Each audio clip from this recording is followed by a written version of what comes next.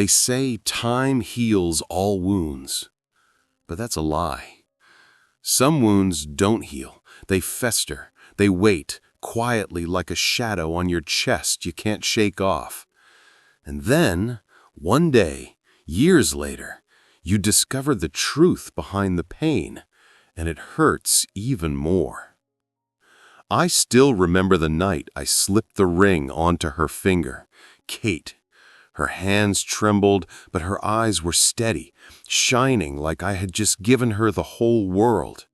"Yes," she whispered, her voice soft but certain, 1,000 times yes. Kate was the kind of woman who lit up every room, who made people lean closer just to catch her laughter. We were young, maybe too young, but at that moment, I felt invincible. That was 10 years ago. I was 22, she was 20, and I believed, no, I knew I had found the love of my life. We had been together for 2 years, and the way she laughed, the way she leaned into me when we walked, it felt like destiny. We planned for a summer wedding, June or July, something simple but perfect. Excitedly, we decided to visit my parents and share the news with them. My parents welcomed her warmly, or so I thought. For a while, life was golden. We'd spend late nights whispering plans, her voice hushed with excitement about wedding colors, venues, even the kind of flowers she wanted.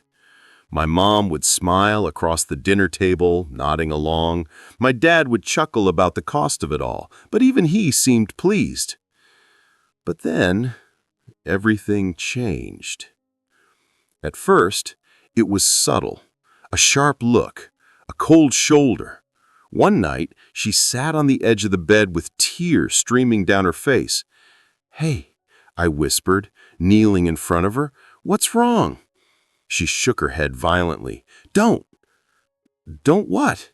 Her jaw clenched. She stood up and shoved past me, muttering something I couldn't hear. She never came back that night. That became the pattern. She'd disappear for days, return, silent, then erupt again, angry, violent, lashing out at me. Once she even hit me in the chest, her eyes blazing. "What the hell happened to us?" I begged one night after another one of her outbursts. "We were fine. What's going on? Please, just tell me." Her lip trembled, but her words cut sharp. "You know what you did." "But I didn't. I truly didn't." I thought maybe she had developed a mental disorder, something chemical, something she couldn't control. I even suggested therapy, desperate to salvage us. Her face went red with rage. "Therapy? You think I'm crazy?" she screamed. That was the last straw. By spring of the next year, the engagement was broken. She left, and I let her. I told myself she was unstable. I told myself it was for the best. And yet, for the next 10 years, I never loved anyone again. Oh, I tried. Dates, brief relationships, flings, but nothing ever stuck. Nothing ever felt. It was like my heart had been cauterized, sealed shut. Then, on that fateful day, everything unraveled. It was just a casual visit. I stopped by my parents' house, sat in the living room where so much of my past still lingered. My mom hovered in the doorway, her hands wringing like she was holding on to a secret too heavy to bear. "I need to tell you something," she said, her voice fragile, almost breaking. I frowned. "Okay, what is it?" She glanced at my dad, then back at me. And then the words tumbled out. "Back then, when you were engaged, we told her you were cheating on her." What? My chest tightened as if the air had been sucked from the room. "We didn't think you were ready. You were too young, and marriage it's for serious men, not boys. And she faltered, lowering her gaze. Your brother. He couldn't find love. It wasn't fair for you to move on when he was alone. I stared at her, numb.